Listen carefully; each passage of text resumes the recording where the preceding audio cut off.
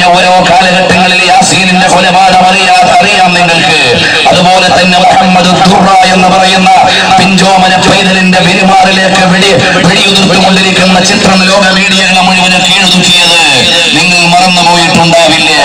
ഇതുപോലെ കുരുന്ന മക്കളെയും സ്ത്രീജനങ്ങളെയും അവിടെയുള്ള യുവാക്കളെയും എല്ലാം അരുംകൊല ചെയ്തുകൊണ്ടിരിക്കുന്ന ലോകത്തെ ഏറ്റവും വലിയ തോന്നിവാസിയായ ഭരണാധികാരിയും അതുപോലെ തന്നെ നിഷ്ഠൂരമായ കേവലം ഏതോ കാട്ടിന്റെ അകത്തളങ്ങളിൽ ജീവിക്കേണ്ട നഗരത്തെ ജീവിക്കാൻ മനുഷ്യക്കോലം നൽകപ്പെട്ടവരായി ചൂതപ്പിശാചുക്കൾ മാറുകയാണ്. ഈ രീതിയിൽ ഒരു ജനതയെ പതിറ്റാണ്ടുകളായി ആക്രമിച്ചുകൊണ്ടിരിക്കുകയും അവരെ ഇല്ലായ്മ ചെയ്തുകൊണ്ടിരിക്കുകയും ചെയ്യുമ്പോൾ ഇടക്കിടക്കൊക്കെ ഫലസ്തീൻ പ്രശ്നം വരും.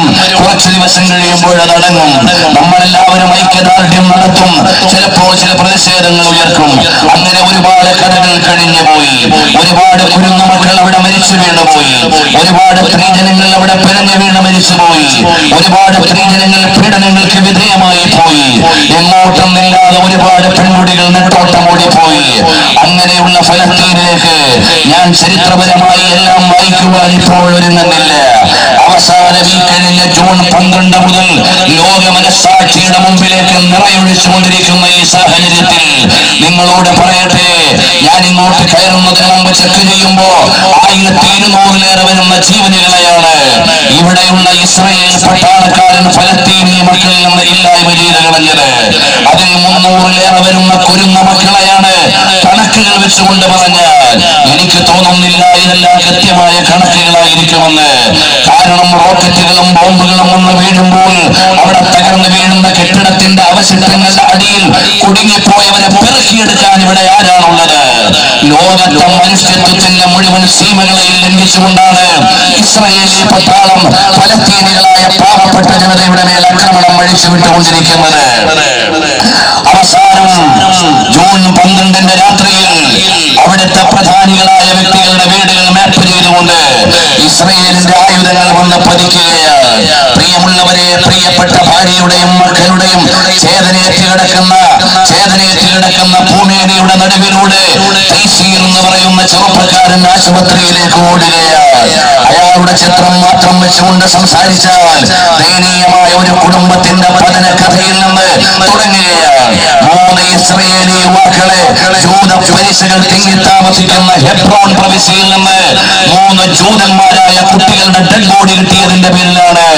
കാരണം മുമ്പിൽ വെച്ചുകൊണ്ട് ഇസ്രായേലിന്റെ നെതന്യാഹു എന്ന് പറയുന്ന വൃത്തികെട്ട ഭരണാധികാരി അവന്റെ മരമായാട്ടിന് തിരികൊളുത്തുന്നത്.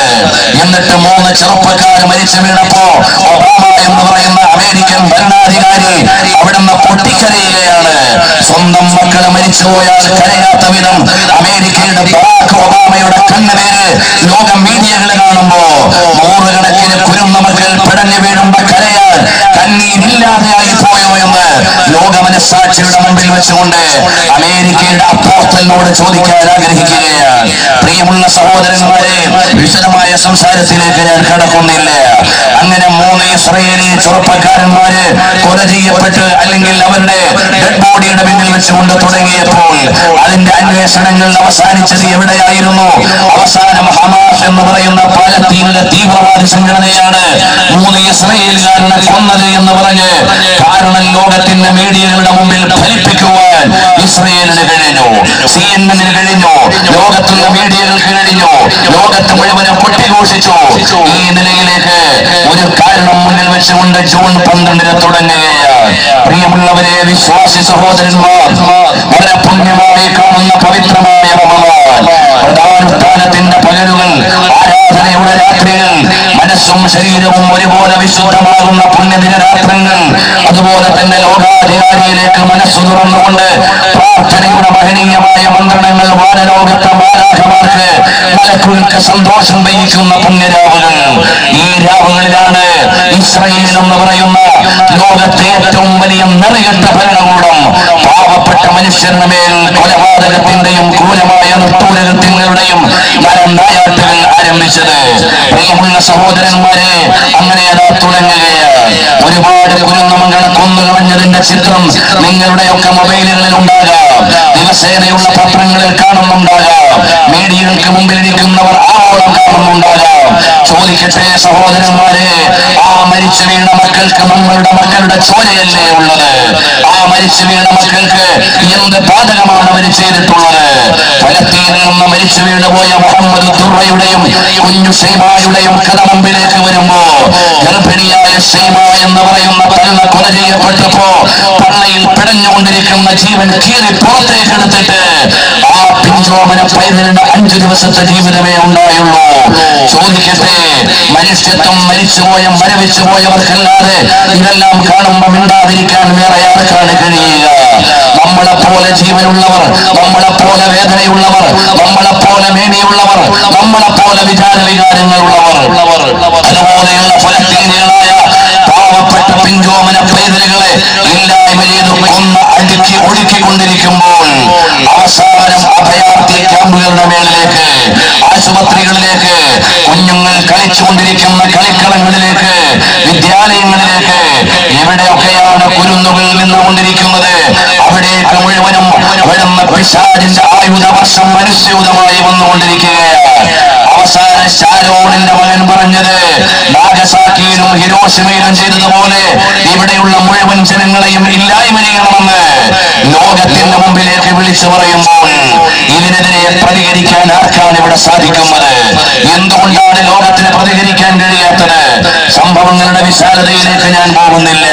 ലോകത്തുള്ള വേദമതങ്ങളുടെ മുഴുവനും പുണ്യഭൂമിയായ ഫലസ്തീനിലെ ചോരച്ചാലുകൾ ചേർത്തുകൊണ്ടിരിക്കുമ്പോൾ 1 മാസത്തെ പ്രധാനുഷ്ഠാനത്തിന് ശേഷം പെരുന്നാളിന്റെ സുന്ദര പുലരിലേക്ക് വിശ്വാസി ലോകം മുഴുവൻ വരുമ്പോ അന്ന് പോലും ആരാധനാലയത്തിലേക്ക് പോകാൻ അവകാശമില്ലാതെ അന്ന് പോലും ആയുധവർഷം നടത്തിയ നിർത്തിപൂരന്മാരായ തോന്നിവാസികൾക്കെതിരെ കാമാനമിണ്ടാൻ എന്തുകൊണ്ട് ഇവിടുത്തെ ഡെവലപ്ഡ് രാജ്യങ്ങൾക്ക് കഴിയുന്നില്ല?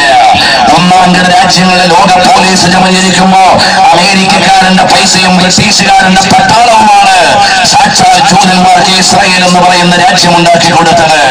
അതുകൊണ്ട് മൗനം രക്ഷിച്ചുകൊണ്ടിരിക്കുമ്പോൾ ലോക രാജ്യങ്ങൾ മുഴുവനെ കയ്യും കെട്ടി നോക്കി നിൽക്കുകയല്ലാതെ ഇസ്രായേലുകാരനെതിരെ കാമായെന്നുണ്ടാൻ എന്തുകൊണ്ടാണ് ഇവിടെയുള്ള രാജ്യങ്ങൾക്ക് കഴിയാത്തത്?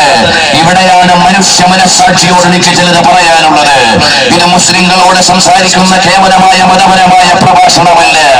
മനുഷ്യരായി ജനിച്ചു ജീവിക്കുന്ന എന്റെ ശബ്ദം ശ്രമിക്കുന്ന മുഴുവൻ സഹോദരന്മാരോട് ചോദിക്കുകയാണ്, പ്രിയമുള്ളവരെ, പിഞ്ചോമന പൈതലുകളെ കൊന്നൊടുക്കിയിട്ട് അവര് കൊണ്ടുപോയി അവരുടെ ഡെഡ് ബോഡി കിടക്കുന്ന സ്ഥലത്ത് പോലും ആയുധവർഷം നടത്തിക്കൊണ്ടിരിക്കുന്ന ഇത്തരം നിഷ്ഠൂരന്മാരായ ആളുകളെ മനുഷ്യരായി എണ്ണാൻ നമുക്ക് സാധിക്കുമോ? സഹോദരങ്ങളെ, നമ്മളെപ്പോലെയല്ലേ അവരുടെ ജീവന്റെ പ്രാധാന്യം? എന്തു തെറ്റാണ് ഫലസ്തീനികൾ ചെയ്തത്?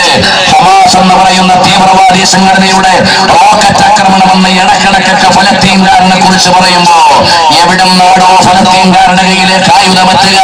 ഫലസ്തീനിലേക്കുള്ള 240-ലേറെ വരുന്ന ചെക്ക് പോസ്റ്റുകളിലും ഇസ്രായേലിന്റെ പട്ടാളക്കാരനില്ലാത്ത ഒരു ചെക്ക് പോസ്റ്റെങ്കിലും ഫലസ്തീനിലുണ്ടോ? അതെന്ന് തുടങ്ങിയതാണ്, എന്നോ കാലം മുതൽ തുടങ്ങിയതാണ്.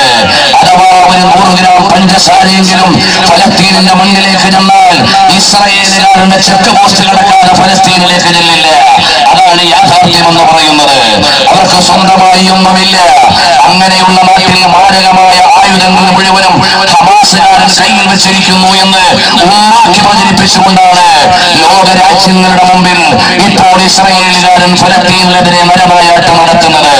അതുകൊണ്ട് ചില യാഥാർത്ഥ്യങ്ങളുടെ ജനങ്ങൾ മനസ്സിലാക്കേണ്ടതുണ്ട്. 1948 മുതൽ നിരായുധീകരിക്കപ്പെട്ട ഒരു ജനത, സ്വതന്ത്രമായി ഒന്നുമില്ല എന്ന് പറയുന്ന ജനത, റാമല്ലയിൽ നിന്ന് വെസ്റ്റ് ബാങ്കിലേക്ക് ഈ സാക്ഷാൽ ഫലസ്തീനിന്റെ പ്രസിഡന്റിനെ വരണമെങ്കിൽ ഇസ്രായേലുകാരന്റെ കയ്യൊപ്പ് വേണമായിരുന്നു. അതുപോലെയാണ് ആ രാജ്യം മുന്നോട്ട് പോയിക്കൊണ്ടിരിക്കുന്നത്. അങ്ങനെയുള്ള ഫലസ്തീൻകാരന്റെ കയ്യിൽ ആയുധമുണ്ടെന്ന് പറഞ്ഞാൽ അത് വിശ്വസിക്കാൻ നമുക്ക് സാധിക്കുമോ? വായിക്കുകയും മനസ്സിലാക്കുകയും ഒക്കെ ചെയ്യുന്ന ജനതയാണ് നമ്മുടെ മുമ്പിൽ വേണ്ടത്. അങ്ങനെ എല്ലാ നിലയിലും ബന്ധോസ്ഥാക്കപ്പെട്ട അല്ലെങ്കിൽ എല്ലാ വഴികളും അടയ്ക്കപ്പെട്ട പാവപ്പെട്ടവരായ ഫലസ്തീനികളുടെ മേൽ ഹമാസുകാരന്റെ റോക്കറ്റ് പറഞ്ഞുകൊണ്ട് ആക്രമണം നടത്തുമ്പോൾ മീഡിയകളെ കുറിച്ച് നിങ്ങൾ ചില കാര്യങ്ങൾ മനസ്സിലാക്കേണ്ടതുണ്ട്. ഇസ്രായേലിലെ ഒരു പട്ടാളക്കാരന്റെ കാലിന് മുറിവേറ്റാൽ ലോകത്തെ മഹാസംഭവമായി അവതരിപ്പിക്കുന്ന മീഡിയക്കാര് ആയിരക്കണക്കിന് കുരുന്നുകളെ കൊന്നുകൂട്ടുമ്പോ എന്ത് ഈ മീഡിയകൾക്ക് ഒരു കാളക്കരച്ചിലെങ്കിലും വരുത്താൻ കഴിയാത്തത് എന്നതാണ് നമുക്ക് സഹിക്കാൻ കഴിയാത്തത്. പ്രിയമുള്ളവരെ, ഇസ്രായേലുകാരന്റെ പട്ടാളക്കാരന്റെ കാലിൽ മുറിവേറ്റാൽ അത് വലിയ വലിയ സംഭവമായി അവതരിപ്പിക്കുകയാണ്. ഹമാസുകാരന്റെ തീവ്രവാദം, ഭീകരവാദം, അവന്റെ ഭീകരമായ ഗൂഢാലോചനകൾ എന്നെല്ലാം പറഞ്ഞുകൊണ്ട് തീവ്രവാദത്തിന്റെയും ഭീകരവാദത്തിന്റെയും മുഴുവൻ ഭാണ്ഡക്കെട്ടുകളും പാവപ്പെട്ട സിവിലിയന്മാരുടെ തലയിലേക്ക് വെച്ചു കൊടുക്കുകയാണ്. ലോകരാജ്യങ്ങൾ ചോദിച്ചു, അല്ലയോ മിസ്റ്റർ നെതന്യാഹു, എടാ ചങ്ങാതി, പാവപ്പെട്ട സിവിലിയന്മാരെയല്ലേ കൊന്നുകൂട്ടുന്നത് എന്ന് ചോദിച്ചപ്പോ ഹമാസുകാരൻ സിവിലിയന്മാരുടെ മനുഷ്യ കവചത്തിന്റെ നടുവിൽ നിന്നാണ് ഞങ്ങളെ ആക്രമിക്കുന്നതെന്ന് ലോകത്തിന്റെ മുമ്പിൽ നാണമില്ലാതെ വിളിച്ചു പറഞ്ഞ് പട്ടാളക്കാരന്റെ മുഴുവൻ ആയുധങ്ങളും പാവപ്പെട്ട സിവിലിയന്മാരുടെ മാറിലേക്ക് വെച്ചെഴുതുമ്പോ എവിടെയെങ്കിലും ബോംബിന്റെയും തോക്കിന്റെയും മുമ്പിൽ നിന്നുകൊണ്ട് ഒന്നുമില്ലാതെ അവസാനത്തെ ഒരു വികാരമെന്ന നിലയ്ക്ക് ഒരു ചരൽക്കല്ലെടുത്ത് വലിച്ചെറിയുമ്പോഴേക്ക് അത് സൂം ചെയ്ത് ലോക ക്യാമറകളുടെ മുമ്പിൽ കൊണ്ടുവന്ന് ഫലസ്തീനികളെ തീവ്രവാദികളാക്കി തള്ളാൻ ഇവിടെയുള്ള മീഡിയകൾ ശ്രമിക്കുന്നുണ്ട് എന്നത് ഞങ്ങൾക്ക് മറക്കാൻ കഴിയില്ല. അത് കേവലം ഞങ്ങളുടെ നിഗമനം മാത്രമല്ല. 2001 സെപ്റ്റംബർ 11 അവിടെ നിന്ന് വേൾഡ് ട്രേഡ് സെന്റർ ആക്രമണം നടന്നപ്പോൾ മീഡിയകളിൽ ഒരു ഫോട്ടോ വരികയുണ്ടായി. അതെന്തായിരുന്നു? ഫലസ്തീനികളായ ആളുകൾ ആഹ്ലാദപ്രകടനം നടത്തുന്ന ഫോട്ടോ. എന്തിനാണ്? ജൂത മനസ്സുകളെയും അമേരിക്കൻ മനസ്സിനെയും ഫലസ്തീനികൾക്കെതിരെ കൊണ്ടുവരാനുള്ള ശ്രമമായിരുന്നു. യഥാർത്ഥത്തിൽ ആ പ്രകടനം ഏതായിരുന്നു എന്ന് ശ്രദ്ധിച്ചു നോക്കിയ ആളുകൾ മനസ്സിലാക്കി. 1990 സദ്ദാം ഹുസൈൻ പിന്തുണ പ്രഖ്യാപിച്ചുകൊണ്ട് ഫലസ്തീനികൾ നടത്തിയ പ്രകടനത്തിന്റെ ഫോട്ടോ മോർഫ് ചെയ്തുകൊണ്ട് 2001 സെപ്റ്റംബർ 11 അമേരിക്കക്കാരന്റെ വേൾഡ് ട്രേഡ് സെന്റർ ആക്രമണം നടന്നപ്പോൾ ഫലസ്തീനികൾ ആഹ്ലാദ പ്രകടനം നടത്തുന്നു എന്ന് പറഞ്ഞ് മീഡിയകളിൽ കൊണ്ടുവന്നത് പിന്നീട് ചില കാഴ്ചക്കാരും എഴുത്തുകാരും കണ്ടെത്തി നമ്മുടെ മുമ്പിലേക്ക് തന്നിട്ടുണ്ട്. കഴിഞ്ഞ ദിവസം കേരള കൗമുദിയിലോ മറ്റോ ഒരു ലേഖനത്തിൽ അത് വായിക്കാനിടയായി. നിങ്ങൾ മനസ്സിലാക്കേണ്ടത് ഇതുപോലെ ഫലസ്തീനികളെ ഇരകളായി തല്ലിച്ചതയ്ക്കുക മാത്രമല്ല, അവരെ തല്ലിച്ചതയ്ക്കുന്നതിന് കാരണങ്ങൾ കാണിക്കാൻ വേണ്ടിയാണ് ഇവിടെയുള്ള മീഡിയകളിൽ ലോകത്തുള്ള മുഴുവൻ മേൽക്കോയ്മകൾ ശ്രമിച്ചുകൊണ്ടിരിക്കുന്നത്. അവിടെ നിഷ്പക്ഷമായി ഫലസ്തീനികൾക്കെതിരെയുള്ള ആക്രമണം നിർത്തൂ എന്ന് ശബ്ദമുയർത്തി പറയാൻ ഒരു ഭരണാധികാരിയുമില്ലാതെ പോയി എന്നത് കേവലം ഫലസ്തീനികളുടെ കഷ്ടകാലമല്ല, ലോക ജനതയുടെ മുഴുവൻ കഷ്ടകാലമാണ്. അതിലേറെ ഞങ്ങൾക്ക് വേദന വന്നു പോയത് ചേരിചേരാമയത്തിന്റെ അധ്യക്ഷ പദവി അലങ്കരിച്ചുകൊണ്ട് ലോകരാജ്യങ്ങളുടെ മുമ്പിൽ മുഴുവനും വളരെ മനോഹരമായ അധ്യക്ഷ പദവി അലങ്കരിച്ച ഇന്ത്യ മഹാരാജ്യത്തിന്റെ പാർലമെന്റിലേക്ക് ഫലസ്തീനികളുടെ പാവപ്പെട്ടവരുടെ വേദനയ്ക്ക് പങ്കുചേരാൻ പറയുമ്പോൾ പന്ത് തട്ടി കളിക്കുന്ന അവസ്ഥ നമ്മുടെ രാജ്യത്തിന്റെ മനസ്സാക്ഷിക്ക് നിരക്കുന്നതാണോ? ഒന്ന് ആലോചിച്ചു നോക്കൂ സഹോദരന്മാരെ. ഇരകളുടെ പക്ഷത്ത് നിന്നുകൊണ്ട് സംസാരിക്കാൻ ആരുമില്ലാതെ വരികയാണ്. ഇങ്ങനെ വരുമ്പോൾ ഇസ്രായേലുകാരന്റെ കടന്നുകയറ്റം ഇപ്പോൾ ഫലസ്തീനികളെയാണ് ഇല്ലായ്മ ചെയ്തുകൊണ്ടിരിക്കുന്നതെങ്കിൽ അവനൊരു ചരൽക്കല്ലെടുത്തെറിയുമ്പോഴേക്ക് ഇസ്രായേലുകാരന്റെ കേന്ദ്രം തകർക്കാൻ ശ്രമിച്ചു എന്ന് വെണ്ടക്ക നിരത്തുകയും മുലക്ക നിരത്തുകയും ഒക്കെ ചെയ്യുന്ന മീഡിയകൾ യഥാർത്ഥത്തിൽ ഇരകളെ ഇല്ലായ്മ ചെയ്യുകയാണ്. നമുക്ക് നിഷ്പക്ഷമായ ഒരു വായനയ്ക്ക് കഴിയണം. നമുക്ക് ചരിത്രം മുന്നിൽ വെച്ചുകൊണ്ട് സംസാരിക്കാൻ കഴിയണം. പ്രിയമുള്ള സഹോദരന്മാരെ, കുഞ്ഞു സീമായിന്റെ പൊന്നോമന മകളുടെ ചിത്രം നമ്മുടെ കണ്ണിൽ നിന്ന് മറയുന്നില്ല. അതാ ഒരു കേവലമായ ഒരു കോൺക്രീറ്റിന്റെ കൊച്ചുമതിലിന്റെ 4 വശത്തും ഒളിഞ്ഞു കളഞ്ഞുകൊണ്ടിരിക്കുന്ന മുഹമ്മദ് നമ്മുടെ മനസ്സിൽ നിന്ന് മാറുന്നില്ല. അതാ സ്വന്തം പെറ്റതള്ളയും പോറ്റുന്ന പിതാവും പിടഞ്ഞു വീണ കുഞ്ഞോമനയുടെ ജനാസയും എടുത്തുകൊണ്ട് ശവശരീരവും എടുത്തുകൊണ്ട് അവിടുത്തെ മൃതശരീരവും പേറിക്കൊണ്ട് നടക്കുന്ന ചിത്രങ്ങൾ നിങ്ങളുടെ ഹൃദയങ്ങളെ മുറിപ്പെടുത്തുന്നില്ലെങ്കിൽ സ്വന്തമായി ചോദിക്കുക, എനിക്ക് മനുഷ്യന്റെ മനസ്സാണോ ഉള്ളത് എന്ന്. സ്വന്തം മനുഷ്യന്റെ മനസ്സാണോ ഉള്ളത് എന്ന് ചോദിക്കുക. വീടിന്റെ മുറ്റത്ത് ഓടിക്കളിക്കുമ്പോ തട്ടി വീണ കുഞ്ഞോമന പൈതലിന്റെ മുട്ടൊന്ന് തൊലിഞ്ഞിട്ട് ചോര വരുമ്പോ കരയുന്ന കള്ളമാരുള്ള നാടാണിത്. അതുപോലെ തന്നെ ഫ്രൂട്ട്സ് മുറിക്കുന്ന സമയത്ത് കത്തിയൊന്ന് പാളിയപ്പോഴേക്ക് വിരലിൽ ഒരു മുറിവ് പറ്റിയപ്പോൾ നിലവിളിച്ചവരാണ് നമ്മൾ. നമുക്ക് ആ പാവങ്ങളുടെ വേദന തിരിച്ചറിയാൻ കഴിയണം. അവർക്ക് വേണ്ടി നിലകൊള്ളാൻ നമുക്ക് സാധിക്കണം.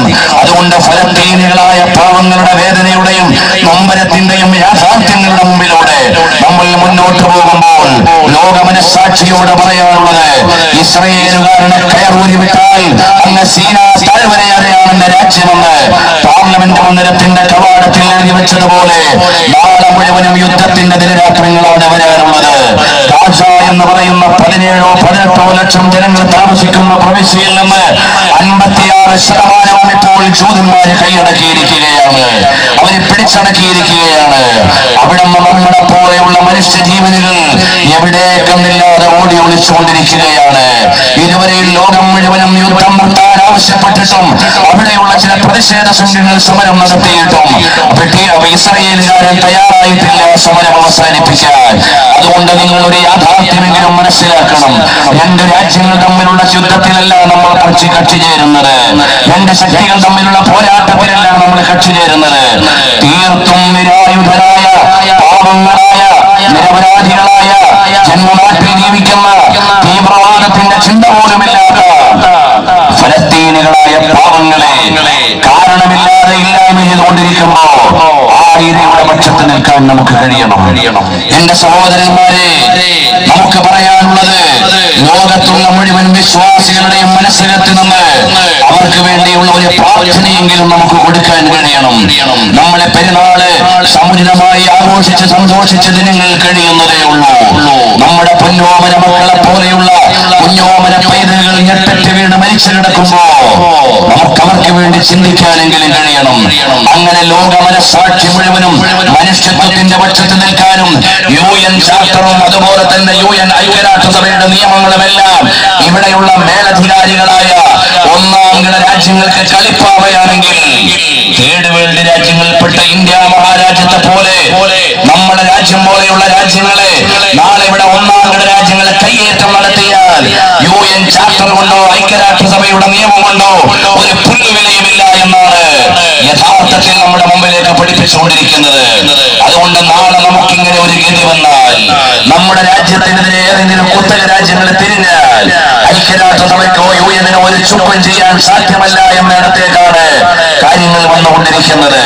അതുകൊണ്ട് ലോക പോലീസ് ജമയെ ലോകത്തെ മുഴുവൻ സമാധാനം എന്ന് പറഞ്ഞ് അമേരിക്കക്കാരന്റെ അധ്യക്ഷ പദവി ബറാക് ഒബാമയുടെ അധ്യക്ഷതയിൽ നിന്നുകൊണ്ട് അവസരം വരുമ്പോൾ എന്തെങ്കിലുമൊക്കെ വിളിച്ചു പറഞ്ഞുകൊണ്ടിരിക്കുന്ന ഭരണാധികാരികളുടെ കാൽ കീഴിലേക്ക് ഒരിക്കൽ കൂടി അടിമത്തത്തിന്റെ കഴുത്ത് വെച്ചു കൊടുക്കാൻ നമ്മുടെ രാജ്യത്തിന് ഇടവരാൻ പാടില്ല. ലോകത്തെ എവിടെയൊക്കെയാണോ പീഡനം അനുഭവിക്കുന്നവർ, ഞങ്ങൾ ഇത് പറയുമ്പോൾ ഇറാഖിൽ പിടഞ്ഞു വീഴുന്ന ജീവനുകളുടെ മൂല്യം നിങ്ങൾ മറന്നു പോകുന്നില്ല. സിറിയയിൽ ബഷാർ എന്ന് പറയുന്ന തോന്നിവാസിയായ മനുഷ്യാധമന്റെ നിഷ്ഠൂരകൃത്യങ്ങളിൽ എരിഞ്ഞു വരുന്ന പാവങ്ങളെ കുറിച്ച് ഞങ്ങൾ മറക്കുന്നില്ല. ലോകത്തിന്റെ യുക്രൈനിൽ പീഡിതരായി ഇവിടെ കൊണ്ടിരിക്കുന്ന ജനങ്ങളെ ഞങ്ങൾ മറക്കുന്നില്ല. അതുപോലെ തന്നെ നിഷ്ഠൂരമായി കൊല ചെയ്യപ്പെട്ട ഫ്ലൈറ്റ് ആക്സിഡന്റിൽ അല്ലെങ്കിൽ ഫ്ലൈറ്റ് ദുരന്തത്തിൽ മരിച്ചുപോയവരുടെ അമ്മാക്കളെ ഞങ്ങൾ മറക്കുന്നില്ല. ഒരു മലേഷ്യൻ എയർലൈൻസിന്റെ വിമാനം എവിടെയാണെന്ന് പോലും അറിയില്ല. അതിൽ മരിച്ചുപോയവരെയും നമുക്ക്, അല്ലെങ്കിൽ എവിടെയുണ്ടെന്നറിയാത്ത അവരെയും നമുക്ക് മറക്കാൻ കഴിയില്ല. ഈ നിലയ്ക്ക് ലോകത്തെ മാനുഷികമായ മൂല്യങ്ങൾക്കെതിരെ കയ്യൂക്കുള്ളവൻ അധികാരം നടത്തിയിട്ട് ആക്രമണം നടത്തുമ്പോ അവരുടെ മുമ്പിൽ നിന്നുകൊണ്ട് ശക്തമായി മനുഷ്യത്വത്തിന്റെ പക്ഷത്ത് നിൽക്കാൻ നമുക്ക് കഴിയണം. ലോകത്തുള്ള മുഴുവൻ മനുഷ്യ മനസ്സുകളും കോർത്തിണക്കിയിട്ട് അനീതിക്കും അക്രമത്തിനുമെതിരെയുള്ള ഒരു കൂട്ടായ്മയെ രൂപപ്പെടുത്താൻ നമുക്ക് സാധിച്ചാൽ അതെങ്കിലും നമ്മളെ കൊണ്ട് ചെയ്യാൻ കഴിയുന്ന ഒരു കർത്തവ്യമായിരിക്കും. അതുകൊണ്ട് പ്രിയമുള്ളവരെ, ഫലസ്തീനുകളെ ഒന്നാകെ കൊന്നൊടുക്കിയിട്ട് ആ രാജ്യം മുഴുവനും തന്റേതാക്കണമെന്ന മോഹത്തിലാണ് അവിടെയുള്ള മുഴുവൻ തുരങ്കങ്ങളെയും ഞങ്ങൾക്ക് വേണമെന്ന് അവകാശപ്പെട്ടുകൊണ്ടാണ് ഇസ്രായേലുകാരുടെ ഈ പണി നടത്തുന്നത്.